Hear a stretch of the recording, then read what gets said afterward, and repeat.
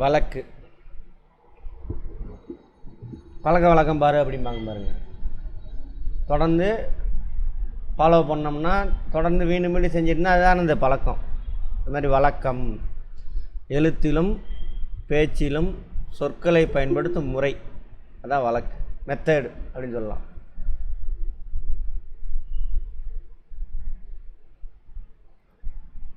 முறை, method, technique அப்படின்னு கூட சொல்லலாம். டெக்னிக்னா என்ன? டெக்னிக்கில் இருந்து வந்தது தான் டெக்னாலஜி. டெக்னிக்கில் இருந்து வந்தது தான் அது டெக்னாலஜி.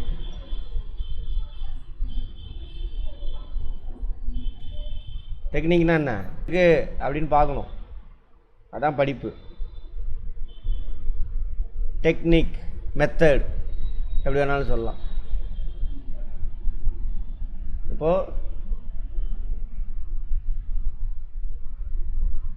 பிளாக் போர்டில் யூஸ் பண்ணி கிளாஸ் அட்டன் பண்ணிங்களா, அது ஒரு டெக்னிக். அப்புறம் இப்போ என்ன ஆயிடுச்சு, டிவியில் பார்க்குறோம், இது ஒரு டெக்னிக். ரெண்டு டீச்சிங் தான், ரெண்டு கிளாஸ் அட்டன் பண்ணுறது தான் எங்கள் மணிதான். ஆனால் அது ஒரு மெத்தடு, இது ஒரு மெத்தடு. புரியுதா? டெக்னிக்னா way of doing a work, ஒரு வேலையை செய்கிறதுக்கான முறை. அது மாதிரி அதுதான் இது டெக்னிக், மெத்தட் அப்படின்னு சொல்லலாம். எழுத்திலும் பேச்சிலும் சொற்களை பயன்படுத்தும் முறை வழக்கு எனப்படும். சொல்ல எப்படி பயன்படுத்துகிறோம் அப்படின்னு, நம் முன்னோர் எந்தெந்த சொற்களை என்னென்ன பொருளில் பயன்படுத்தினார்களோ அச்சொற்களை அவ்வாறே பயன்படுத்துவதை வழக்கு. அவங்க எப்படி பயன்படுத்துனாங்கன்னா அதே மாதிரி நம்ம பயன்படுத்த போகிறோம். அதில் ரெண்டு இருக்குது, இயல்பு வழக்கு, தகுதி வழக்கு. வழக்கில் எத்தனை வகை? ரெண்டு வகை. இயல்பு வழக்கு, ஒரு பொருளை அதற்கே உரிய இயல்பான சொற்களால் குறிப்பிடுவது இயல்பு வழக்கு. இயல்பு வழக்கு மூன்று வகைப்படும். பார்ப்போம், ரெண்டையும் பார்த்தீங்கன்னா தான் புரியும். ரெண்டையும் பார்த்ததுக்கப்புறம் ஒரு முடிவுக்கு வரலாம். இயல்பு வழக்கில் மூணு வகை இருக்குது. இலக்கணமுடையது, இலக்கண போலி, மருவு. மருவுனா மாறி வருது, சரியா? மருவு.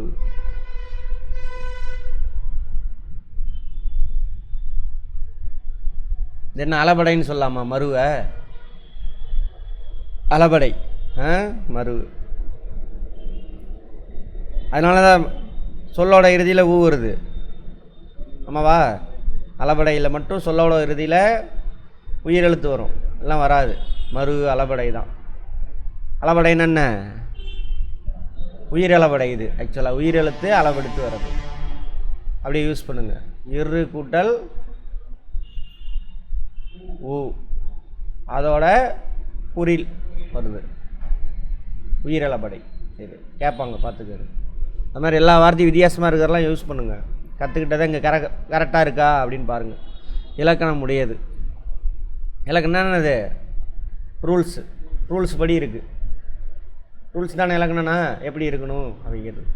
நிலம், மரம், வான், எழுது ஆகிய சொற்களை நோக்குங்கள். இவை தமைக்குரிய பொருளை எவ்வகை மாறுபாடும் இல்லாமல் இயல்பாக வருது. இயல்பாக வருது. நிலம்னா அதான் நிலம், மரம், அங்கே ஒன்றும் மாறிலாம் வரல, அதனால் இயல்பாக அப்படியே இருக்குது. இலக்கண நெறி மாறாமல் முறையாக அமைந்த சொற்கள் இலக்கணம் உடையது. எழுது. அடுத்து இலக்கண போலி. அப்படின்னா என்ன அர்த்தம்? போலினா டூப்ளிகேட், எதை மாறி இருக்குது சம்திங்னு அர்த்தம். பார்ப்போம். இல்லத்தின் முன் பகுதியை, இல்லத்தோட முன்பகுதி என்னது? இல் முன், இல்லத்தின் முன்பகுதி. இல் முன் தானே சொல்லணும், எனக்கு குறிக்க வேண்டும். ஆனால் அதனை நாம் என்ன பண்ணுறோம்? முன்றில். முன்னு பின்னாடி வந்துருச்சு, இல்லு பின்னாடி வந்துருச்சு, முன்றில் மாறிடுச்சு. இலக்கணம்னா இல் முன், இலக்கணப்படி வந்தால் இயல்பாக வரணும். இல்லத்தின் முன்பகுதி, சரியா? என்ன பண்ணுறோம்? அதை தலையிலாம் முன்பகுதியில் இல்லத்தோட முன்பகுதி, இல்லத்தை பின்னாடி, இல்லு பின்னாடி வந்துடுச்சு, தலையெல்லாம் மாற்றி போட்டோம். முன்றில். கிளையின் நுனி எப்படி சொல்லணும்? கிளை நுனி தானே சொல்லணும். நம்ம எப்படி சொல்லுவோம்? நுனி கிளை மாற்றி சொல்கிறோம். இலக்கணம் மாதிரி இருக்குது, ஆனால் போலி, அதான் இலக்கணம் போலி. இவ்வாறு இலக்கண முறைப்படி அமையாவிடினும் இலக்கணம் உடையவை போலவே ஏற்றுக்கொள்ளப்படும் சொற்கள் என்னது? இலக்கண போலி. இலக்கண போலி என்பது பெரும்பாலும் சொற்களின் முன்பகுதி முன்பின் பகுதிகள், அங்கே சொல்லிட்டான், இடம் மாறி வருவதையே குறிக்கும். எனவே இலக்கண போலியை முன்பின்னாக தொக்கன்ற வார்த்தைக்கு அர்த்தம் தெரியும், பார்ப்போம். தொக்கனா மாறி அந்த மாதிரி வச்சுக்கலாம். தொக்க போலி எனவும் அழைப்பர். எடுத்துக்காட்டு புறநகர். நகரத்தின் புறநகர்னா தெரியுமா? இப்போ நகரம் இருக்குது, சேலத்தை ஒட்டி பக்கத்தில் இருக்கக்கூடியது புறநகர். இப்போ எக்ஸாம்பிள் வாழப்பாடி. வாழப்பாடி சொல்ல முடியும், அயோத்தியா போட்டணும் புறநகர். சேலம் நகரத்துக்கு புறத்தே அமைந்துள்ள ஒரு நகரம், அதான் புறநகர். அதாவது நகரத்துக்கு புறத்தே, நகர்புறம்னு தான் சொல்லணும். அதை எப்படி சொல்கிறான்? புறநகர். கால்வாய், வாய்க்கால் தான் சொல்லணும், வாய்க்கால். தண்ணி போகிறது, நம்மளாக வெட்டுறது, சரியா? தசை எப்படி வந்துச்சுன்னு தெரில. அடுத்தது சதை. சதை தான் தசை. சதை அதை எப்படி பண்ணுறான்? தசைன்னு மாற்றி எழுதுறோம். கடைக்கண் அது தெரியுமா? எது கடைக்கண்ணா? கண்ணோட எண்டு இதான் கண்ணா, வெளி இதோட எண்டு. கடைக்கண் பார்வை போதுமே, நேராக பார்க்குறது தெரியக்கூடாது, அதனால என்னது இப்படி பார்க்குறது, ஆமாவா? அதான் கண்ணோட கடைசி தலையில் போட்டிருக்காங்க. இதெல்லாம் வந்து என்னது, என்ன மாதிரியான வழக்கு? இலக்கண போலி. இயல்பு வழக்கில் இலக்கண போலி. இயல்பாக அப்படியே வருது, இது அப்படியே வந்துருச்சு. எது? இலக்கணம் உடையது. இலக்கண போலி என்ன ஆகும்? முன்னாடி வர வேண்டிய வார்த்தை பின்னாடி வர வேண்டிய முன்னாடி வந்துடும், அது இலக்கண போலி. வாயில் வாசல். வாயில் தான் வாசலாக மாறிடுச்சு. இல்லத்துக்கு நுழையும் வழி இல்வாய். கவனிங்க எப்படி வந்திருக்கு பாருங்க, அதான் இயல்பாக இருக்குது எல்லாமே. இல்லத்தோட வாய், வாய்னா அது வழியாக தான் நம்ம போயிடணும், இல்வாய். அதான் நம்ம என்ன பண்ணுறோம்? மாற்றி வாயில் அப்படின்னு மாற்றிட்டோம். இல்வாய் வாயில் மாற்றி இப்போ நம்ம எப்படி மறிவிடுச்சு? வாசல்னு மாறிடுச்சு.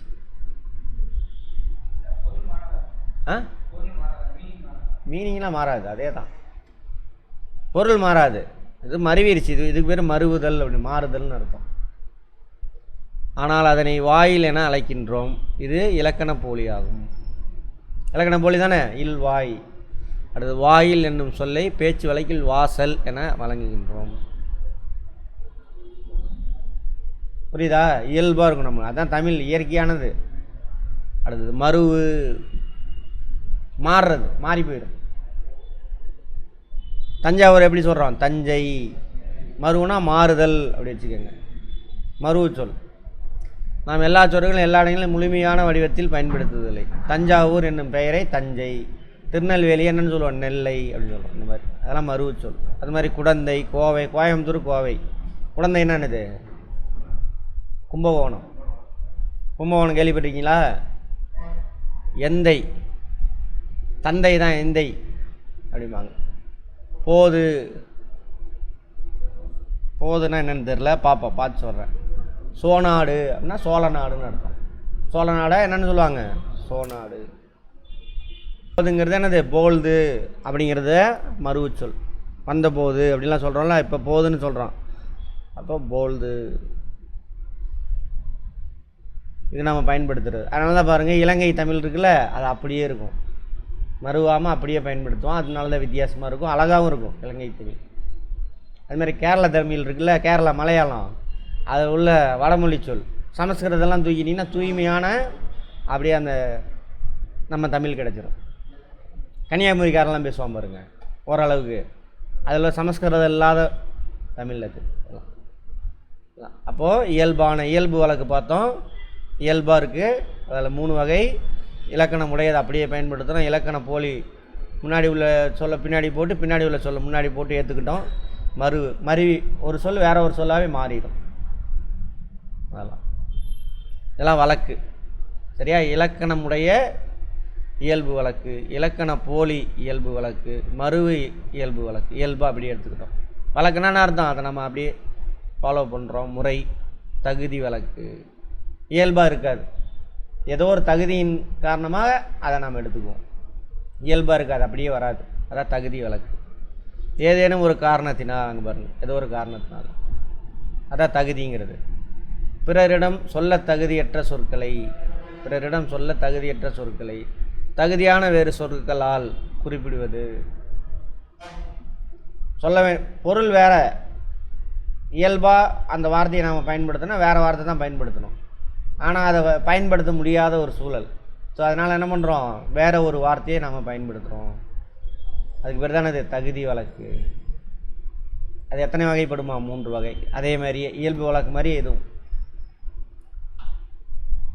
இடக்கர டக்கல், இடக்கர டக்கல், இடக்கர டக்கல் பார்ப்போம். உள்ள பொருள் பார்த்துட்டோம்னா முடிஞ்சிடும், அந்த வார்த்தை புரிஞ்சு. இடக்கர டக்கல் தகுதி வழக்கில் முதல் இது. பிறரிடம் வெளிப்படையாக சொல்லத்தகாத சொற்களை தகுதியுடைய வேறு சொற்களால் கூறுவதான அது இடக்கர டக்கல். கேட்பாங்க கொடுத்துட்டு, இதில் என்ன மாதிரியான வழக்குன்னு கேட்கலாம்.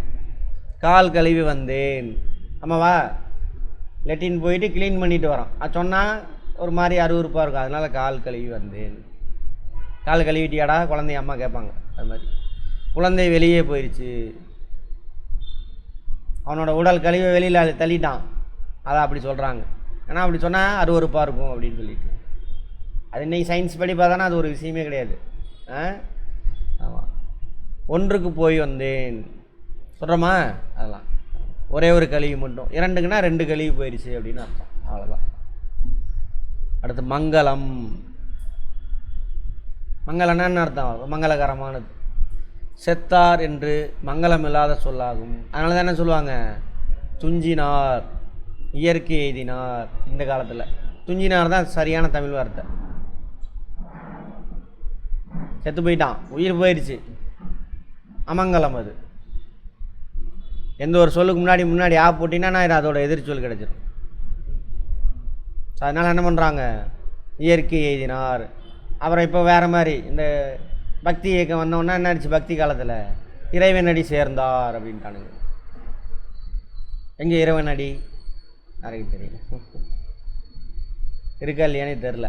சரி, செத்தாருங்கிறத என்னன்னு துஞ்சினார், அதான் சரியான வார்த்தை. கேட்பாங்க பார்த்துங்க, தூய தமிழ் எழுதுன்னு கேட்பான். துஞ்சினார்னா உயிர் துறந்தார் அப்படின்னு அர்த்தம்.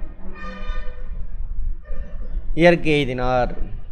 இவ்வாறு மங்களம் இல்லாத சொற்களை மங்களமான வேறு சொற்களை குறிப்பிடுவது மங்களம். இடக்கர டக்கல், அந்த இடத்துல இடக்கரை நாங்கள் வச்சுக்கோங்க, அந்த இடத்துல சொல்ல தகுந்த வார்த்தை இல்லை. ஸோ வேறு ஒரு சொல்லை வச்சு, அதுக்கு தகுதியான வேறு ஒரு சொல்லை வச்சு சொன்னது என்னது, இடக்கர டக்கல். தகுதி வழக்கில் முதல். அமங்கலமாக இருக்குது, நல்லா இல்லை சொல்கிறதுக்கு, சரியா. இது அருவருப்பாக இருக்கிறது, இது அமங்கலம், நெகட்டிவாக சொல்கிறது. ஸோ மங்களமாக மாற்றி சொல்கிறோம், சரியா. ரைட். ஓலை, ஓலைக்கு பேர் திருமுகமாம். ஓலைச்சுவடி எழுதுகிறோம்ல, அந்த ஓலை திருமுகம். கருப்பாடு, எனக்கு சின்ன வயசுலேருந்து இது என்னடா இது ஆடெல்லாம் கருப்பாக இருக்குது, இதை வெள்ளாடுன்றான் அப்படின்னு. ஆனால் கருப்புனாக்கா அமங்கலம் கிடையாது, சரியா. ரைட். இந்த நம்ம கிளைமேட்டில் உருவான ஜீனு வந்து கருப்பினம்தான். இந்த கிளைமேட்டில் அப்படி தான் இருக்கணும். அப்புறம் எப்படி சார் இப்போ எல்லா கலர்லையும் இருக்குங்க, வெள்ளை வெளியேருந்து கெட்ட கரையர்லேருந்து மஞ்சள் எல்லாம் கலந்துருக்கும். இந்தியா ஃபுல்லாக பொறுக்கணும்னா எல்லாம் எங்கேருந்து வந்தாங்க, அங்கங்கே இருந்து வந்து உள்ளே பூந்துட்டானுங்க. பலமான நிலம் இல்லையா, உள்ளே பூந்து எல்லாம் கலந்து பயங்கர டார்க்கு, இல்லை நல்ல டார்க்கு, பயங்கரன்னா நல்ல வார்த்தையில் நல்ல டார்க் கலரில் இருந்து, அதுவும் கலர் தான், வெள்ளையாக இருக்கிறது தான் கலர்னு சொல்லிகிட்டு இருக்கிறானு. செம்ம கலராக இருக்காருப்பா, அதான் நான் கேட்பேன். அப்போ கருப்பு என்னப்பான்னு கேட்பேன். இப்படி பார்ப்பானுங்க, கருப்பும் கலர் தானே, செம்ம கலர். அப்போ வெள்ளை மட்டும்தான் கலரா இல்லை. அது இந்த இடத்துல இருக்கக்கூடிய கிளைமேட்டுக்கு தகுந்த மாதிரி உருவான உடம்பு அது, சரியா. ஆமாம். அப்போ இயற்கைக்கு எதுவுமே என்ன கிடையாது, அமங்கலம் மங்கலம் அதெல்லாம் கிடையாது. அது சாதாரண ஒரு இயல்பான விஷயம். ரைட். அடுத்தது வெள்ளாடு. என்னடா கருப்பாக இருக்கு எல்லாம் வெள்ளாடுன்னு வச்சுருக்கானாக்கா ஒரு இதாக சொல்கிறானுங்க. விளக்கை அணை அப்படின்னு சொல்ல மாட்டாங்க. விளக்கேற்று, குளிரவை, செம்ம அர்த்தம் இல்லை, என்ன அர்த்தம், எரிதல்னால் என்ன அர்த்தம்? நீங்கள் எரிதல்னால் என்ன அர்த்தம்? வெப்பத்தை வெளிப்படுத்துதல், அதான் எரிதல். இப்போ நீங்கள் ஒரு பொருளை தொடுறீங்க, சரியா, அது ஹீட்டாக இருக்குது அப்படின்னாக்கா அந்த பொருள்லேருந்து வெப்பம் உங்கள் உடம்புக்குள்ளே போகுதுன்னு அர்த்தம். புரியுதா? இப்போ உங்கள் உடம்புலே ஒரு சில இடத்துல கையை இப்போ வைங்க, கழுத்தில் வைங்க, ஹீட்டாக இருக்கா, அப்போ என்ன அது உங்கள் உடம்புலேருந்து வெளியேறிட்டு இருக்கு வெப்பம் அப்படின்னு அர்த்தம். நம்ம உடம்பு எரிஞ்சிக்கிட்டே இருக்கிற வரைக்கும் தான் நம்ம உயிரோடு இருக்கிறோன்னு அர்த்தம். பயாலஜியில் பார்ப்போம். அணைஞ்சு போச்சுன்னா டெட் பாடி. கொஞ்ச நேரத்தில் கூல் ஆயிருதா, அப்போ நம்ம உடம்பு எரியறதை நிறுத்திடுச்சின்னு அர்த்தம். பயாலஜியாக இருக்கீங்க, பயாலஜி, சுவாலஜி, பாட்னி, எங்கேம்மா எரியும்? நம்ம உடம்புல எங்கே எரிய ஆரம்பிக்கும்? காலையில் அடுப்பில் உட்காந்துட்டு வருமா? நம்ம ஸ்டூடெண்ட்டு பயாலஜி முடித்தவங்க எங்கே எரியும்? நம்ம உடம்புல கார்போஹைட்ரேட். எங்கே எரியுன்னு கேட்டால் கார்போஹைட்ரேட் தான் எரியும். எங்கே? மைட்டோகாண்ட்ரியாவில். அங்கே தான் எரிதல் செயல் நடந்துக்கிட்டே இருக்கும். அது ஆஃப் ஆயிடுச்சு அப்படின்னா செத்து போயிட்டோம். எதை எரிப்பாங்க? கார்போஹைட்ரேட்டை எரிப்பாங்க. கார்போஹைட்ரேட்டு யார் கூட சேருவாங்க? ஆக்சிஜன் கூட சேருவாங்க. பாருங்கள், தமிழ் பாருங்கள் எவ்வளோ அற்புதமாக இருக்குது. அளவுக்கு அதிகமாக எரியும் பொழுது என்னவா வரும்? லைட்டு பிடிச்சாகும். ஹீட்டு தான் என்னவா மாறும்? லைட்டாக மாறும். அது பயங்கரமாக எரியுது. அடுப்பு, விளக்கு அதிகமான வெப்பத்தை வெளியிடுது. அதிகமான வெப்பம் தான் நமக்கு எப்படி தெரியுது? ஒளியாக தெரியுது, லைட்டாக. சரியா? அப்போ வெப்பம் தான் என்னது? லைட் எரியுதுன்னு அவன் புரிஞ்சு வச்சுருக்கான். ஸோ குளிர வெய், ஹீட்டை ப்ரொடியூஸ் பண்ணாமல் ஆக்கு அப்படின்னு சொல்கிறாங்க. அப்போ விளக்கு இணங்குறதுன்னா என்ன அர்த்தம்? லைட்டை உற்பத்தி, வெப்பத்தை உற்பத்தி பண்ணாமல் ஆற்றுன்றான். அதான் குளிர வெய் அப்படிங்கிறான். எப்படி இருக்கு பாருங்கள் தமிழ். எல்லா சயின்ஸ் கீன்ஸ் எல்லாம் புரிஞ்சிட்டு வந்தீங்கன்னா தமிழ் அவ்வளோ அற்புதமாக இருக்கும். சுடுகாடு, சுடுகாடுன்னு என்ன அர்த்தம்? ஆக்சுவலாக சுடுகாடு தமிழில் வரத்துக்கு வாய்ப்பே இல்லை. இடுகாடு மட்டும்தான் இருக்கும் நம்மக்கிட்ட. தமிழர் பண்பாடு இடுகாடு. புளியை தோண்டி போட்டு வந்தீங்கன்னா இட்டுட்டு வந்தால் இடுகாடு. சுடுகாடு எரிக்கிறது, எரிக்கிற பழக்கம் தமிழர் திராவிட பண்பாடு கிடையாது. சரியா? சரி, அதை நன்காடுன்ட்டானுங்க. சுடுகாட்டுக்கு பேர் நன்காடாம். ரைட். கேட்பான், சுடுகாட்டுக்கு பெயர் என்ன, வழக்கு மொழி என்னன்னு கேட்பாங்க. வழக்கு மொழி. சரியா? தகுதியின் அடிப்படையில் கொடுக்குறாங்க. அடுத்தது குழுவுக்குறி. குழுன்னா என்ன அர்த்தம்? ஒன்றுக்கு மேற்பட்ட பேர் இருந்தால் குழு. 2 பேரும் ஆனால் குழு தான். குழுவுக்குறி. அந்த குழுவுக்கு மட்டும் புரியும், அந்த டீமுக்கு மட்டும் புரியும். சரியா? பேசிக்குவாங்க. மச்சான் அவன் ஒரு வார்த்தை சொல்லுவான், நீங்கள் உங்களே வச்சுருப்பீங்க, கட்டாயம் சொல்லுவீங்க, உங்களுக்கு மட்டும் புரியும். என்னை நான் வந்தேன்னா புரியாது, என்னையான்னு கேட்கணும். அப்படிதான் சொல்ல மாட்டீங்க. ஆனால் அது வேறு. எனக்கு தெரியக்கூடாதுன்னா குழு வச்சுருக்கீங்க, குழுவுக்கு குறி வச்சுருக்கீங்க. உங்கள் குழுவுக்கு மட்டும் குறிக்கிறதுக்காக உங்களுக்கு மட்டும் புரியும் அந்த வார்த்தை. நீங்கள் இன்றைக்கி தான் வரீங்களா? இல்லை, சரி உட்காருங்க. குழுவுக்குறி. அதான், பலர் கூடியிருக்கும் இடத்தில் சிலர் மட்டும் தமக்குள் சில செய்திகளை பகிர்ந்து கொள்ள விரும்பினால் மற்றவர்கள் புரிந்து கொள்ள இயலாத வகையில் சொற்கள் பயன்படுத்துவர். ஓகேவா? குழுவுக்குறி இருக்கா? அவங்களுக்குள்ள இருக்கும் கட்டாயம். இவ்வாறு ஒரு குழுவினர் ஒரு பொருள் அல்லது செயலை குறிக்க தமக்குள், அந்த குழுவினர், புரியுதா? குழுவினர். ரைட். பொன்னை பரி எனல். பொன்னை பரி. பொண்ணுன்னா என்னது? தங்கம். அதை பரின்னு சொல்லுவாங்க. பரி. பொற்கொள்ளருக்கு மட்டும் தெரியும். தங்க ஆசாரி இருக்கான்ல, அவனுக்கு மட்டும் தெரியும். பரி. அப்பா பரி வந்திருக்குப்பா. அடுத்தது ஆடையை, ஆடை ட்ரெஸ் இருக்குல்ல, காரை அப்படிம்பாங்களாமா. ஆடையை காரை அப்படிங்கிறாங்க.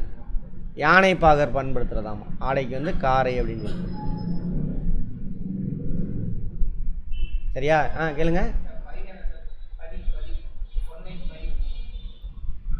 பொண்ணு சேர்த்து எழுதுறாங்க. இது இடைச்சொல் இருக்குது, அதை கட் பண்ணுங்க. பொன்னைன்னு சொல்லிட்டாங்க. இது இடைச்சொல், நை அப்படிங்கிறது, அதை விட்டுருங்க. பொண்ணை வந்து எப்படி அழைக்கிறாங்க? பரின்னு அழைக்கிறாங்க. யார் சொல்லுவாங்க? பொற்கொள்ளர் சொல்லுவாங்க. நமக்கு தெரியாது. அது மாதிரி உங்களுக்கு குழுவுக்கு, ஒவ்வொரு டீமுக்கு ஃப்ரெண்ட்ஸுக்குள்ளே ஒரு குறி வச்சுருப்பீங்க. சரியா? அந்த மாதிரி.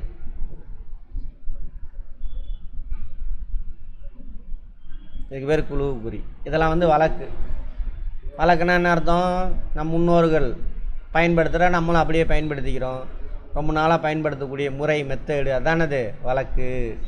ரெண்டாக பிரிக்கிறேன். இயல்பு வழக்கு அப்படியே இருக்கும். இயல்பு வழக்கில் 3 என்னது இலக்கணம் உடையது இலக்கணம் போலி.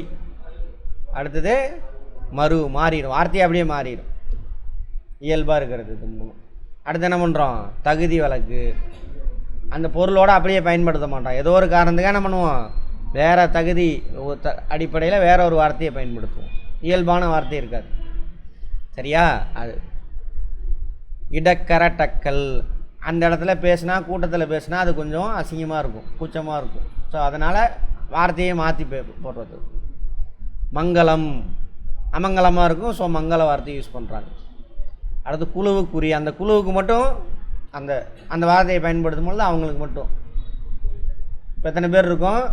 ஃப்ரெண்ட்ஸ் 4 பேர், அவங்க ரூம்மேட்ஸ், அவங்க 4 பேர் ஏதாவது வார்த்தை வச்சுருப்பான், அவனுக்கு மட்டும் புரியும், நமக்கெல்லாம் புரியாது. அந்த மாதிரி. சரியா? ரைட். இப்படியும் கூறலாம். இடக்கரட்டக்கல், மங்களம், குழுவுக்குறி 3ம் ஒரு சொல்லுக்கு மாற்றாக வேறு சொல்லை பயன்படுத்தும் முறை. ஆமாம் தானே? 3மே அப்படி தான். நாகரிகம் கருதி மறைமுகமாக குறிப்பிடுதல் இடக்கர. நாகரிகம் கருதி. மங்களமற்ற அமங்கல சொற்களை மாற்றி மங்கள சொற்களால் குறிப்பிடுறது மங்களம். அந்த கருப்பு அங்கே யூஸ் பண்ணுவாங்க, தப்பு. அது அமங்கல சொல்லலாம் கிடையாது. சரியா? கருப்புங்கிறது அமங்கலம்லாம் இல்லை. இந்த நாய்ங்க வந்ததுக்கப்புறம் வேணால் பண்ணியிருக்கலாம் அப்படி. பிறர் அறியாமல் ஒரு குழுவுக்கு மட்டும் புரியும் வகையில் குழுவுக்கு. அவ்வளோதான். அடுத்தது போலி. டூப்ளிகேட்டு இங்கிலீஷில் போலி தான். அறம் செய்ய விரும்பு. இது ஔவையார் வாக்கு. அரண் வலியுறுத்தல் என்பது திருக்குறள் அதிகாரங்களுள் ஒன்று. எத்தனை அதிகாரம் இருக்குது திருக்குறளில்? 110. அதில் அறம் செய்ய விரும்பு ஔவையார் சொல்கிறாங்க. அதே அறமாக என்னவா பண்ணுறாங்க? அரண்னு பயன்படுத்துகிறாங்க. இத்தொடரில் அறம் அரண் ஆகிய சொற்களில் எழுத்து மாறியுள்ளது, ஆனால் பொருள் மாறுபடவில்லை. போலி இதோட டூப்ளிகேட். அறம்னா என்ன அர்த்தம்? நேர்மையாக இருக்கணும். சரியா? இங்கே அறம் ஒரு எழுத்து மாறி என்னவா மாறிடுச்சு? அறன்னா மாறிடுச்சு. இதுவும் நேர்மையை தான் குறிக்குது. அறம் செய்ய விரும்பு. அரண் அது ஃபுல்லாகவே எப்படி நேர்மையாக இருக்கணும்னு சொல்லியிருப்பார். இந்த 10 குறள்லையும் அதான் சொல்லியிருப்பார். அதிகாரம் ஒவ்வொரு அதிகாரத்தில் எத்தனை குறள் இருக்கும்? 10 குறள். இவ்வாறு சொல்லின் முதலிலோ இடையிலோ இறுதியிலோ இயல்பாக இருக்க வேண்டிய ஒரு எழுத்திற்கு பதிலாக வேறொரு எழுத்து இடம்பெற்று அதே பொருள் தருவது டூப்ளிகேட்டாக தான். சொல்லோட முதல்ல இருக்கலாம், இடையில் இருக்கலாம், இறுதியில் இருக்கலாம். அதுக்கு பொதுவாக அந்த எழுத்துக்கு பொதுவாக வேற ஒரு எழுத்து பயன்படுத்தியிருப்பாங்க. பட் ரெண்டுக்கும் பொருள் என்ன இருக்குது? ஒன்று தான். 2 வார்த்தைக்கும் பொருள். ஓர் எழுத்திற்கு பதிலாக எழுத்து. சொல்லுல எழுத்து. சொல்லுன்னா என்னது? ஓர் எழுத்தோ பல எழுத்துக்களோ, ஒரு எழுத்து தனித்து நின்றோ அல்லது பல எழுத்துக்கள் சேர்ந்து பொருள் தரணும். அதான் சொல்லுக்குள்ளே ஓர் எழுத்து மட்டும் மாறுது. அதுக்கு பேர் என்னது? போலி. முதற்போலி. வார்த்தையில் அர்த்தம் இருக்குது பாருங்கள். சொல்லோட முதல்ல உள்ள எழுத்து மாறி வந்துருந்துச்சுன்னா முதற்போலி. இடைப்போலி என்னவா இருக்கும்? இடையில் நடுவில் உள்ள எழுத்து மாறி வந்தால் இடைப்போலி. கடைப்போலி. இறுதியில் உள்ள எழுத்து வந்தால் முதற்போலி. அது பசல் பைசல் மாறிடுச்சு. பசல் தான் பைசல். பைசல்னால் செட்டில் பண்ணுறதுன்னு அர்த்தம். மஞ்சு மைஞ்சு அப்படின்னு மாறிடுச்சாமா. மஞ்சு மைஞ்சு. மயல் மையல். மையதுன்னு சொல்கிறாங்கல்ல, ரொம்ப நைஸாக அரைக்கிறது, மஞ்சிருச்சா அப்படின்னு, அந்த மையல் ஆகிய சொற்கள் முதல் எழுத்து மாறினாலும் பொருள் மாறவில்லை. இவ்வாறு சொல்லின் முதலில் இருக்க வேண்டிய எழுத்திற்கு பதிலாக வேறு ஒரு எழுத்து அமைந்து அதே பொருள் தருவது முதற்போலி. இடைப்போலி. அமைச்சு தான் போடணும். அதுதான் அமைச்சுன்னு மாறிடுச்சு. அமைச்சர், அமைச்சு பணியாளர் சொல்கிறாங்களா? துறை அப்படின்னு அரசாங்கத்தில் ஒரு துறை, அதுதான் அமைச்சு அப்படிம்பாங்க. அமைச்சு துறையை அமைக்கிறாங்க அப்படி வச்சுக்கோங்க. அமைச்சு அமைச்சர் தான் வரணும். அமைச்சர். துறையை அமைச்சிரும், அந்த துறைக்கு ஹெட்டு இவர் தான், அதான் அமைச்சர், அதான் அமைச்சர்னு மாறிடுச்சு. அப்போ இடையில் வரக்கூடிய மாறி மருவி இருக்கு, புரியுதா? அது இளஞ்சி, இளைஞ்சி.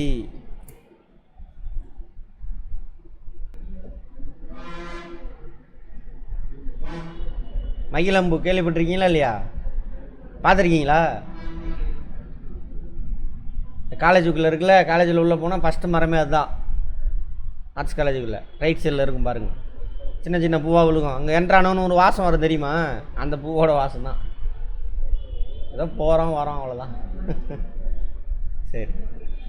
அரையர் அப்படின்னாக்கா வைணவ கோயிலில் 4000 திவ்ய பிரபந்தம் இருக்குல்ல, வைணவ நூல். நாயன்மார்களா? வைணவ கோயிலுக்கு எங்கே நாயன்மார்கள் வராங்க? ஆழ்வார்கள். வைணவ கோயிலில் ஆழ்வார்கள் 4000 திவ்ய ஆழ்வார்கள் பாடினதான் அது தொகுத்து வச்சுருக்காங்க. 4000 திவ்ய பிரபந்தம் அப்படின்னு தொகுத்தவர் யார்? நாதமுனி. Very good. அதை பாடுறவங்க இன்னும் பாடிக்கிட்டு இருப்பாங்க அங்கே போனீங்கன்னா. வைணவ கோயிலாக பெருமாள் கோயிலெலாம் இருக்குல்ல, வைணவ கோயில்னா அதுதான். சைவ கோயில்னா அது சிவன் கோயில், முருகன் கோயில், இதெல்லாம் அவங்க ஃபேமிலி. சரி, இதெல்லாம் அரையர் அப்படின்னு அர்த்தமா, அரையர். இது இப்படி மாறிடுச்சு. இது இடையில் உள்ள எழுத்து மாறினால இடைப்போலி, அவ்வளோதான். கடைப்போலி. அகம், அகன். அகம்னா என்ன அர்த்தம்? உள்ள அப்படின்னு அர்த்தம்.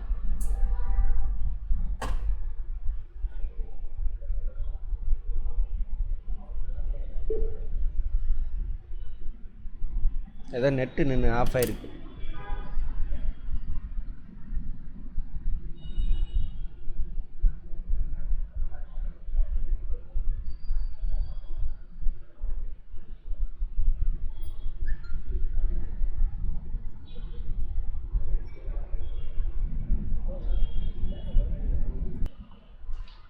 கடைப்போலி. அகம், அகன் மாறிச்சு. நிலம், நிலன். முகம், முகன். பந்தல், பந்தர். சாம்பல், சாம்பர். அப்படிலாம் மாறுமாமா கடைசி சொல். சரியா? இதெல்லாம் கடைப்போலி. கடைசி எழுத்து வேறு எழுத்து மாறிடுது, இருந்தாலும் அதே பொருள் தருது. கடைப்போலி. அகிரிணை பெயர்களின். அகிரிணைனா இது ரெண்டு திணைன்னு பிரிப்பாங்க. உயர்திணை, அகிரிணை. உயர்திணைனா மனிதன், சிந்திக்கிறவன்லாம். சிந்திக்க தெரியணும், கேள்வி கேட்கணும், மூளையை யோசிக்க வைக்கணும். ஆனால் நம்மளாம் எப்படி உருவாக்கி வச்சுருக்கானுங்க? சிந்திக்காத மாதிரி மனப்பாடம் பண்ணி வாந்தி எடுக்கிறவனா ரெடி பண்ணி வச்சுருக்கானுங்க. சரியா? ஆமாம், சரி, பரவாயில்ல. அதெல்லாம் அப்போ மனிதனை தவிர மற்ற உயிர் உள்ளது, உயிரற்றது எல்லாமே என்னது? அகிரிணை. அகிரிணை பெயர்களில் இறுதியில் நிற்கும் மகர அப்படின்னா மா எழுத்திற்கு பதிலாக. நகரம், நா. மாக்கு பொதுவாக அது வருது, நா இங்கே வருதா? இம்முக்கு பொதுவாக இன்னு, அதான் இம்முக்கு பொதுவாக இன்னு. நகரம் கடைப்போலியாக வரும், பார்த்துக்கங்க. அகிரிணை எழுத்து தான் உயர்திணைக்கு வராது.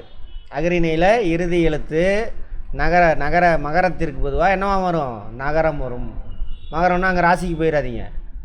மா. குறியில் கரம்னு சொல்லி யூஸ் பண்ணலான்னு பார்த்தோமா? குறியில் நடியில் ரெண்டையுமே எதை யூஸ் பண்ணலாம்? காரம், ஔகாரம், ஐகாரம், ஓகாரம், மாகாரன் கூட சொல்லலாம். மகரம் எதுக்காக? அந்த ஓசை நயத்துக்காக கொண்டுட்டு வராங்க, நல்லா இருக்கணும்னு சொல்லிட்டு. அடுத்து அதேமாரி லகர. லாக்கு பொதுவாக எதை யூஸ் பண்ணுறாங்க? ராமா இருக்குது, ரா. கடைப்போலியாக வரும், நோட் பண்ணிக்கங்க. ப்ராக்டிஸ் பண்ண பண்ண பழகிரும். அடுத்து முற்றுப்போலி. முற்றுப்போலி மூவகை போலிகள் மட்டுமின்றி இதுவரைக்கும் எத்தனை? முதல் போலி, இடைப்போலி, கலை. முற்றுப்போலி வேறு வகை போலியும் உண்டு. 5, 5. முற்றுமே. முற்றுனான்னு அர்த்தம் எல்லாம், முற்றும் துணைந்தவன், எல்லாத்தையும் துறந்தவன் அர்த்தம் இருக்கா? அப்போ எல்லா எழுத்துமே மாறிடும். 5 என்னவா மாறிடுச்சு? 5ன்னு மாறிடுச்சு. இதில் 5 என்னும் சொல் 5 என்னும் சொல்லின் போலி வடிவமாகும். 5 தான் ஒரிஜினல், அதோட போலி தான் 5. 5 என்ற சொல்லில் உள்ள எழுத்துக்கள் அனைத்தும் வேறுபட்டு இருந்தாலும் அது எதை குறிக்குது? 5 என்னும் சொல்லி. இவ்வாறு ஒரு சொல்லின் இயல்பாக அமைந்த எழுத்துக்களுக்கு பதிலாக எழுத்துக்கள் அனைத்தும் வேறுபட்டால் அது பேர் என்னது? பொருள் மாறாமல் இருக்கணும். அப்போ தான் என்னது? முற்றுப்போலி. எல்லாமே எல்லா எழுத்துக்களும் மாறி இருக்கு, பொருள் மாறலை.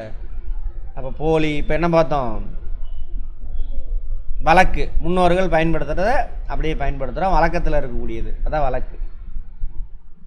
அது என்னது? இயல்பு வழக்கு, தகுதி வழக்கு.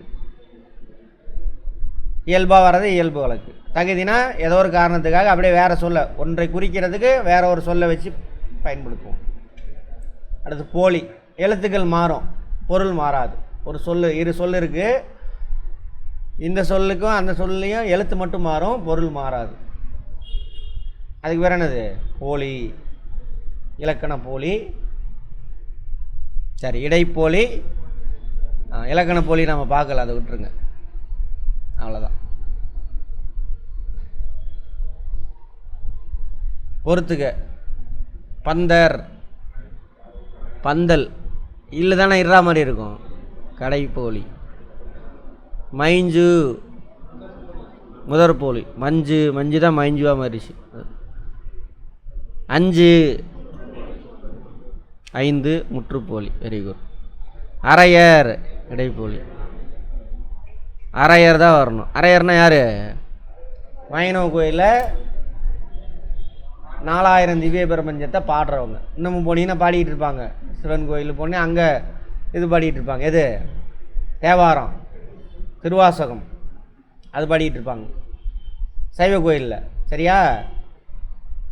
வைணவ கோயிலில் 4000 திவ்ய பிரபஞ்சம் ஒருத்தர் பாடிட்டு இருப்பாங்க. ஒரு சிலர்லாம் பாடுறது நமக்கு ஆசையாக இருக்கும், நமக்கு அது பிடிக்காத உடன்பாடு இல்லை.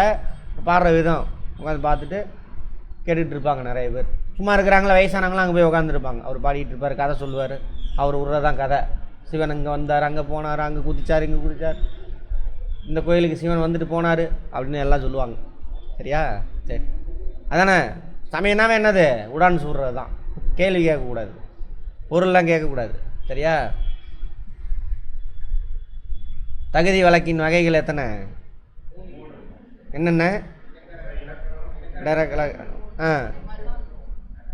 மங்களம், அப்புறம் குழுவுக்குறி. குழுவுக்குறி. Very good.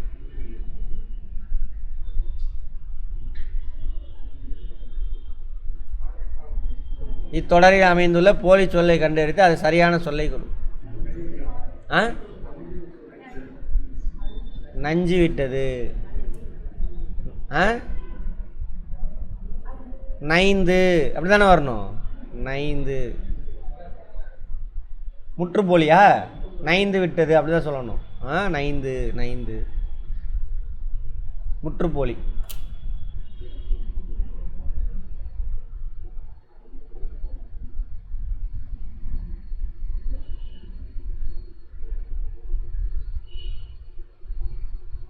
ரைட், இதை தெரிஞ்சுக்கலாம். ஒரு தொடரில் 3 பகுதி இருக்கும். தொடர் மீன் சொற்றொடர். பல சொற்கள் தொடர்ந்து வந்து அதானது சொற்றொடர் அல்லது வாக்கியம் அப்படின்னு சொல்லுவாங்க. சொற்றொடர், சொடர். இது எப்படி சொல்லணும்? சொற்றொடர்.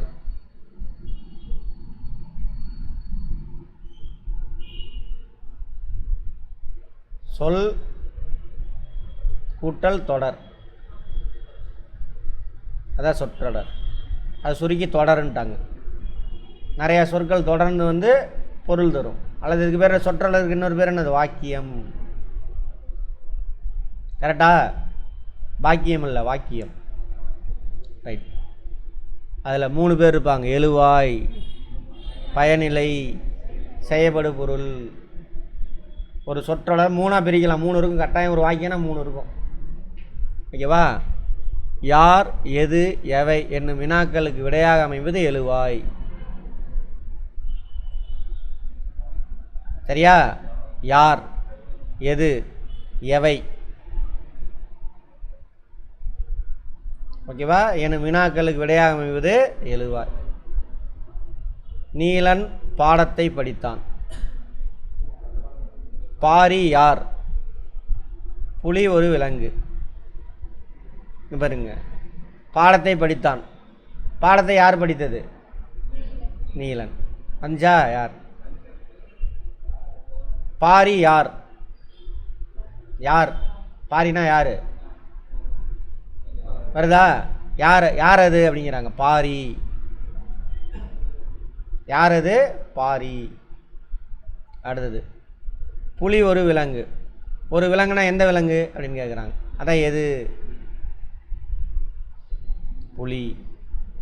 இத்தொடரை நீலன், பாரி, புலி ஆகியன எழுவாய்கள். நல்லா புரிஞ்சுக்கோ. யார், எது, எவை அப்படின்ற ஒரு சொற்றொடர் இருக்குது. யார் செஞ்சா, எது செஞ்சிச்சு, எவை எவை, அந்த மாதிரி 3 கேள்விக்கு பதில் வர மாதிரி இருந்ததுன்னா அந்த சொற்றொடரில் அதுக்கு பேர் தானே அது எழுவாய். அடுத்தது பயனிலை. ஒரு தொடரை வினை, வினா, பெயர் ஆகியவற்றில் ஏதேனும் ஒன்றை கொண்டு முடித்து வைப்பது பயனிலை. வினை, வினா, பெயர். கரிகாலன் கல்லணையை கட்டினான். பயனிலை. எதை செய்தான் அப்படிங்கிறது. கரிகாலன் எதை கட்டினான். சரியா? அடுத்தது யார், எது, எவை அப்படின்ற கேள்விக்கு பதில் கிடைக்கிது அப்படின்னாக்கா அந்த பதில் தான் என்னது? எழுவாய். ஒரு சொற்றொடரில் 3 பாட்டு. அடுத்தது வினை. வினைன்னு செயல். வினா, பெயர். இந்த 3 கேள்விக்கு வினை, வினா, பெயர், இந்த 3 கேள்விக்கு சரியா பதில் கிடைச்சிது அப்படின்னாக்கா என்னது? பயனிலை. கரிகாலன் கல்லணையை கட்டினான். வினை. சரியா? எதை கட்டினானுங்கிறது அந்த வினை தானே. யார் செஞ்சது? கரிகாலன். அப்போ கரிகாலன் இங்கே யார்? எழுவாய். அங்கிருந்தா எழுது. அவன் இல்லைன்னா அங்கே அந்த சொற்றோட எழுதாது. அதான் எழுவாய். அவனால் என்ன நடந்துச்சு? கட்டுனான். சரியா? அடுத்தது கரிகாலன் யார் அப்படிங்கிறது. அதான் வினா. வினா வந்து என்னது? எழுவாய். என்னது? பயனிலை. வினா. அடுத்தது கரிகாலன் ஒரு மன்னன். பெயர். பெயர் வருதா? கரிகாலன் யார்? யாருங்கிறது அதான். அவன் ஒரு மன்னன். அது இதெல்லாம் வந்து பயனிலை. இந்த 3 கேள்விக்கு பதில் கிடைச்சதுன்னா அது வந்து என்னது? ஆமாம். யாரை, எதை, எவற்றை. மேலேயே பார்த்தேன், இதையே பார்த்துக்கலாம். கரிகாலன் யாரை, எதை, எவற்றை. அந்த கேள்விக்கு பதில் வந்துச்சுனாக்கா அதுக்கு பேர் என்னது?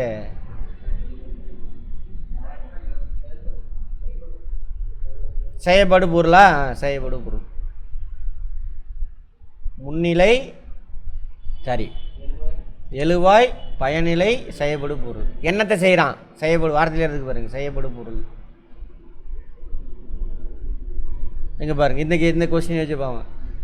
கரிகாலன் கல்லணையை கட்டினான். கரிகான் யார்? எழுவாய். அங்கே இருந்தால் எழுது. என்ன வினை நடந்துச்சு? கட்டினான். என்னத்தை கட்டினான்? கல்லணையை கட்டினான். அதான் செய்யப்படு பொருள். அவன் என்னத்தை செஞ்சான்? அதாங்க. யாரை, எதை, எவற்றை. அங்கே எதைன்ற கேள்விக்கு பதில் வருதா? ரைட். எனக்கு வினாக்களை விடை வருவது செய்யப்படு பொருள். நான் கவிதையை படித்தேன். நான் யார்? எழுவாய். படித்தேன். பயனிலை. எதை படித்த? கவிதையை. என் புத்தகத்தை எடுத்தது யார்? யாருங்கிறது என்னது? எடுத்தது யார்? பயனிலை. என், நான், எழுவாய். சரியா? என்னோட எதை எடுத்தான்? எதை. நெல்லிக்கனியை தந்தவர் அதியமான். அதியமான எழுவாய். தந்தார். பயனிலை. எதை தந்தார்? எதை. எழுவாய். இத்தொடரில் கவிதை, புத்தகம், நெல்லிக்கனி இதெல்லாம் செய்யப்படு பொருள். செய்யப்படு பொருள். இதில் சொல்லுங்க பாப்போம். பின்வரும் தொடர்களை எழுவாய், பயனில், செய்யப்படு பொருள் என பிரிக்க. வீரர்கள் நாட்டை காத்தனர். வீரர்கள் என்னது? எழுவாய். காத்தனர் பயனிலை. எதை காத்தனர்? நாட்டை. செய்யப்படு பொருள். பொதுமக்கள் அந்நிய துணிகளை தீயிட்டு எரித்தனர்.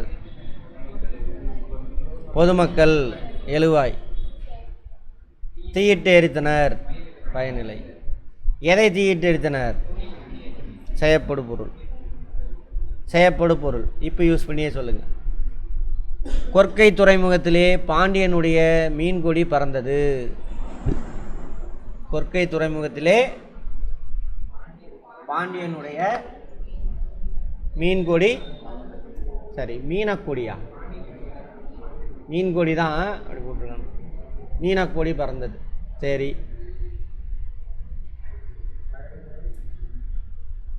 எது எழுவாய்? பாண்டியனுடைய மீன்கொடி. பாண்டியனுடைய மீன்கொடி எழுவாய். சரியா? பறந்தது பயனிலை. எங்கே பறந்துச்சு? கொற்கை துறைமுகத்தில். கொற்கைனா இது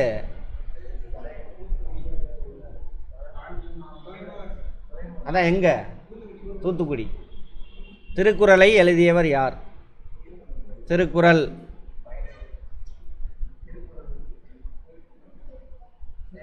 யார் தான் பயனிலை? யார் தான் பயனிலை? சரியா? இதில் யார்?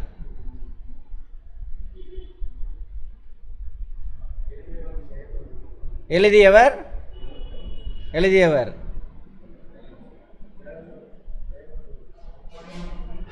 இதுதான் எழுவாய். சரியா? எதை எழுதினார்? எதை?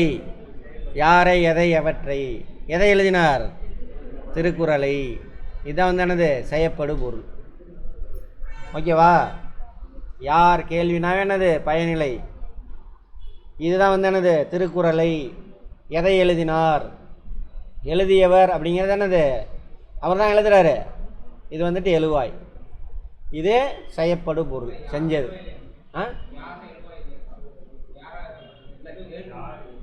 எழுவாய் எங்கே வரும்? யாருன்னு இங்கேயும் வருதா? யார்?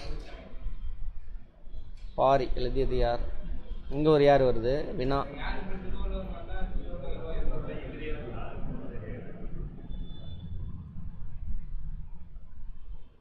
யார்? இல்லை, இந்த இடத்துல எழுவாய் இது வச்சுக்கோங்க, பயனிலையே வச்சுக்கோங்க. எழுதியவர் தான் என்னது? எழுவாய். அடுத்தது, கபிலர் குறிஞ்சிப்பாட்டை எழுதிய புலவர். கபிலர்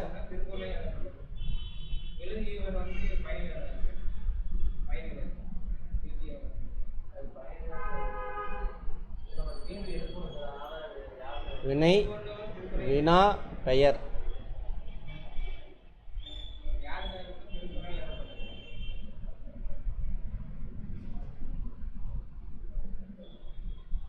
இது வெயிட் பண்ணுங்க, பார்ப்போம். அடுத்தது, கபிலர் குறிஞ்சிப்பாட்டை எழுதிய புலவர்.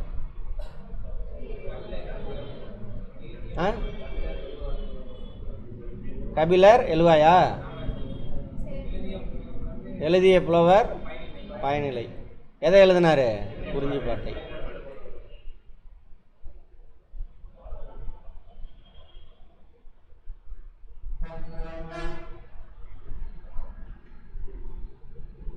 இடைச்சொல். இடைச்சொல்னா என்ன அர்த்தம் பார்த்தோம்? சொற்களுக்கு இடையிலே இணைஞ்சு வர்றது. அது என்னது? பெயர் சொல்லுக்கு இடையிலே வரலாம். பெயர் சொல், வினைச்சொல் இவங்களுக்கு இடையில வரும். கரெக்டா? ரைட். மாடு புல் கொடுத்தார். மாட்டுக்கு புல் கொடுத்தார்.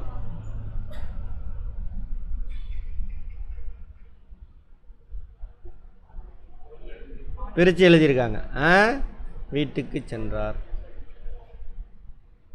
மாட்டுக்கு புல் கொடுத்தார்.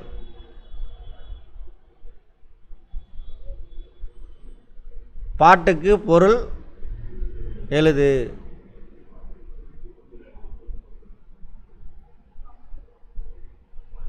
பொருள் எழுது. இதெல்லாம் பார்ப்போம். செடிக்கு பாய்ந்த நீர்.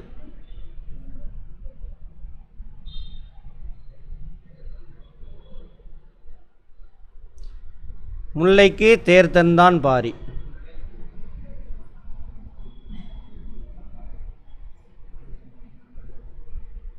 எல்லாம் பாருங்கள் என்ன எழுத்துன்னு பாருங்கள். இதெல்லாம் என்ன எழுத்து?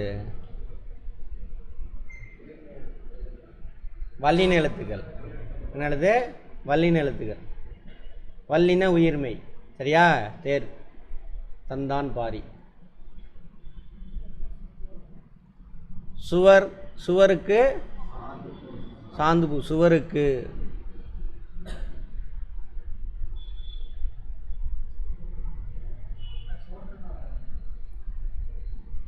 சுவருக்கு அது மறைவே இருக்கும். சுவருக்கு சாந்து பூசினார். சுவருக்கு தான். இதுதான் சரியான வார்த்தை. இரண்டு சொற்களை இணைத்து புதிய சொற்களை உருவாக்கு. கண் அழகு கண்ணுண்டு, மண்ணழகு மண்ணுண்டு.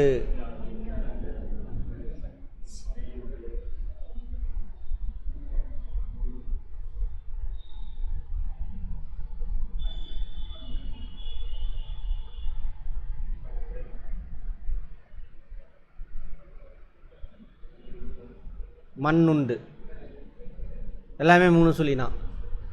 அடுத்தது விண்ணழகு.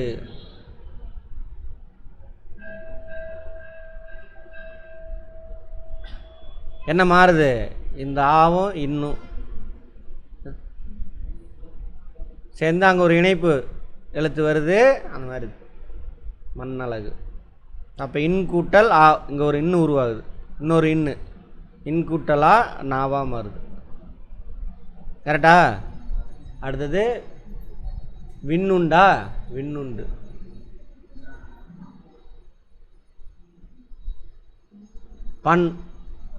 பன்னழகு. பன்னுண்டு. பண்ணன்னு அர்த்தம் செய்ய. பாடலா? செய்யுலா? பாடல் தான் பண்.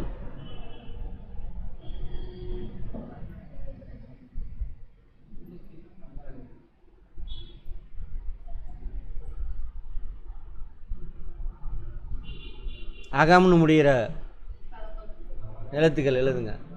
நூலகம். அகம்னு என்ன அர்த்தம்? உள்ள. உள்ள என்ன இருக்கு? நூல்கள்லாம் இருக்குன்னு அர்த்தம். அதான் நூலகம்.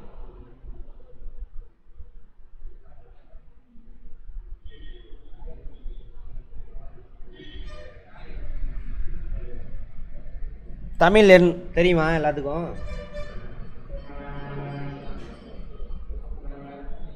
இதெல்லாம் தமிழ் எழுத்து கிடையாது. 1 2 3 சரியா? தமிழ் எழுத்து சொல்லுங்க பாப்பா. 1க்கு என்ன அர்த்தம் தமிழ் எழுத்து? கா. 2க்கு 2 மாதிரியே இருக்கும். 3க்கு 3 மாதிரியே இருக்கும். இந்த 3. 4க்கு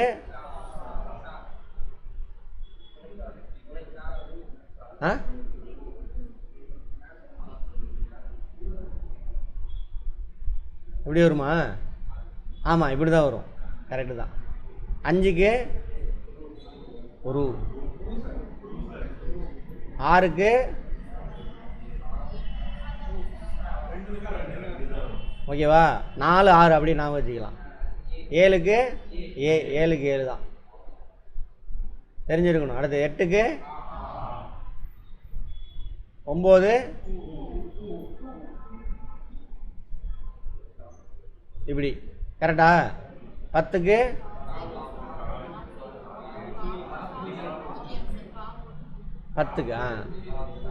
கா. அது இப்படி ஒரு மாதிரி வரும். பூஜ்ஜியம் ஆக்கியாச்சு.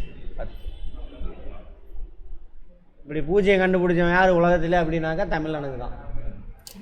ஆரியன் கொண்டு வந்து அங்கே ஆரியப்பட்டான்ட்டானுங்க, கதை விட்டானுங்க.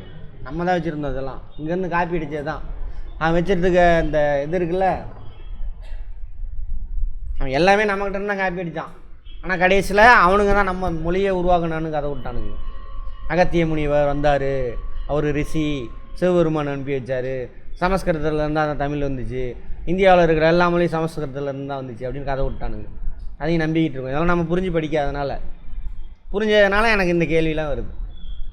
உண்மையான வரலாற்று அறிஞர்கள் அப்புறம் தான் இங்கிலீஷ்காரன் சொல்கிறான். என்ன சொல்கிறான்? வரலாறில் பேசியிருப்போம். திராவிட மொழி குடும்பம் சமஸ்கிருதம் அது மேலே வந்து போகிற மாதிரி போத்திக்கிச்சு. அதுக்கு முன்னாடி இங்கே ஒரு மொழி இருந்துச்சு, அந்த எல்லா மொழிக்கும் தாய் எது? தமிழ். அது அப்படியே மாறாமல் அப்படியே இருக்குது அப்படின்னு சொல்கிறானுங்க. அதனால தான் அவனுங்களெலாம் கண்டா அவனுங்களுக்கு வயிற்றுச்சல். புரியுதா? இவனுங்க சொல்கிறானுங்க தொல்காப்பியத்தில் அகத்தியன்ற வார்த்தையே கிடையாது, ஆனால் உங்களுக்கு சொல்லி கொடுத்துருப்பாங்க. தொல்காப்பியம் தமிழில் பழமையான இலக்கண நூல் படிச்சிருப்போம், மனப்பாடம் பண்ணி எழுதியிருப்போம். தொல்காப்பியருக்கு குரு ஒருத்தர் இருந்தார், அவர் அகஸ்தியர். அந்த அகஸ்தியர் எழுதுன அகத்தியன்ற புத்தகத்தை காணாமல் போயிடுச்சு சொல்லியிருக்கானுங்களா? எப்படா தெரிஞ்சுன்னு கேட்டாக்கா, தொல்காப்பியத்தில் அகத்தியன்ற வார்த்தை இருந்துச்சு. கிடையவே கிடையாது. தொல்காப்பியத்தில் ஒரு இடத்துல கூட அகத்தியன்ற வார்த்தை இல்லையாமா தமிழ் அறிஞர்கள் சொல்கிறாங்க, வரலாற்று அறிஞர்கள். நம்மளாம் நம்ப வச்சுக்கிட்டு இருக்கிறாங்க. அதுதான் மனப்பாடம் புக்கில் இருக்குது. எல்லாமே நான் எங்கேருந்து எடுக்கல, எங்கே இந்த புக்கில் உள்ள விஷயந்தான். இதெல்லாம் நீ தெரிஞ்சுக்கூடாதுன்னா மனப்பாடம் பண்ணி கெடுத்துட்டானுங்க நம்மளை. புரிஞ்சுக்கிட்டா என்ன பண்ணுவீங்க? கேள்வி கேட்பீங்கல்ல. புரிதலே ஃபஸ்ட்டு கேள்வி கேட்டால் தான் புரியும், கேள்வி கேட்கலாம் புரியாது. ஆமாம் தானே? படிப்பு ஃபஸ்ட்டு ஸ்டெப்பு என்னது? கேள்வி கேட்டல். புரிஞ்சுக்கிறது தான் படிப்பு. கேள்வி என்னது இது அப்படின்னா, ஏன், எதற்கு, எப்படி அப்படின்னு எடுத்து விட்டானுங்க. அகஸ்தியர் இருந்தார், அவர் தான் இவருக்கு சொல்லி கொடுத்தாரு. அகஸ்தியர் எங்கே இருந்தாலும் தானே அதுக்கு ஒரு கட்டுக்கதை. அங்கே வடக்கில் சிவபெருமானுக்கு இமயமலையில் கல்யாணம் நடந்துச்சாமா. இப்போ எல்லா முனிவர் ரிஷியெல்லாம் அங்கே போயிட்டானுங்களாம்மா. எங்கே? அங்கே உடனே இமயமலை ஒரே இடத்துல போயிட்டானுங்களா, அவனுங்க வெயிட்லாம் தாங்காமல் என்னாச்சாமா, பூமி அந்த இடத்துல இமயமலை அமுங்குச்சாமா. சரி, நீ பேலன்ஸ் பண்ணுறதுக்கு அகத்தியா நீ போய் பேலன்ஸ் பண்ணு, தெற்கில் போய் நில்லு அப்படின்னாராமா. அவர் தெற்கில் வந்தாராம்மா. அவர் உருவாக்குனது தான் தமிழ்னு ஒரு கட்டுக்கதை. எல்லாம் கதை ஆனால் நம்புகிற மாதிரியா இருக்குது. நம்மளாம் அதை நம்பிக்கிட்டு உட்காந்துருக்குறோம். சரியா? இதுதான் உண்மையான வரலாறு. ரைட், பார்த்துக்க. இதெல்லாம் கேட்பாங்க, தமிழ் எழுத்துக்கள் என்ன அப்படின்னு. அப்போ பூஜ்ஜியம் கூட யார் தான் கண்டுபிடிச்சது? உலகத்தை கண்டுபிடிச்சி. இல்லைனா பாருங்கள், மொத்தம் இந்த 10 எழுத்தை வச்சு என்ன பண்ணிடலாம்? எல்லாம் எத்தனை கோடிக்கணக்கான எழுத்து எழுத முடியும். பூஜ்ஜியம் மட்டும் இல்லைன்னா ஒவ்வொன்றுக்கும் ஒரு எழுத்து. அதெல்லாம் நம்ம என்ன பண்ணணும்? மனப்பாடம் பண்ணணும். அந்த எழுத்தெல்லாம் மனப்பாடம் தானே பண்ணி ஆகணும். 10 எழுத்து மாற்றி போட்டினா இன்ஃபினிட், எத்தனை நம்பர் வேணாலும் உருவாக்க முடியும். சரியா? இதோட வேறு வடிவம் தான் என்னது? அந்த பூஜ்ஜியம். அதெல்லாம் சுழி. தமிழில் பூஜ்ஜியத்துக்கு பேர் என்னது? சுழி. ரைட், இது நாம் வச்சுக்கலாம். கா ஃபஸ்ட் எழுத்தா உயிர்மெயில் அப்படி நான் வச்சுக்கோங்க. 2 மாதிரியே இருக்குது, ஊ போட்டுக்கோங்க. அடுத்து 3 நாவை இப்படி போடு, 3 மாதிரியே இருக்கா? அவ்வளோதான். 4 இப்படி. 5 ரூ, அது வேறு ஒன்றும் பண்ண முடியாது. 5 6 இந்த சூழல் என்ன பண்ணு, 4ஓட 2 கூட்டினா தான் என்னது? 6 அப்படின்னா வச்சுக்கோ. 7 ஏ, 8 ஆ, 9 பூ, 10 பூஜ்ஜியத்தை சேர்த்துனா வேலை முடிஞ்சு வச்சு. 10 வரக்கூடாது, பூஜ்ஜியம் எங்கே வச்சுக்க, பூஜ்ஜியம் தான் நம்ம ஸ்டார்ட் பண்ணணும். அது ஒரு மாதிரி இப்படி வரும், அதை ரவுண்ட் பண்ணியாச்சு. ஓகேவா? ரைட். இன்றைக்கி என்ன பார்த்தோம்? ஒன்றே ஒன்று தான் பார்த்துருக்கோம்மா இன்றைக்கி. அதான் ஒன்று தான், ஒரு லெசன் தான் முடிச்சிருக்கோம். பரவாயில்ல. வழக்கு, போலி, அதோட வகைகள், வார்த்தையிலே அர்த்தம் இருக்குது. சரியா? ரைட். ரிவிஷன்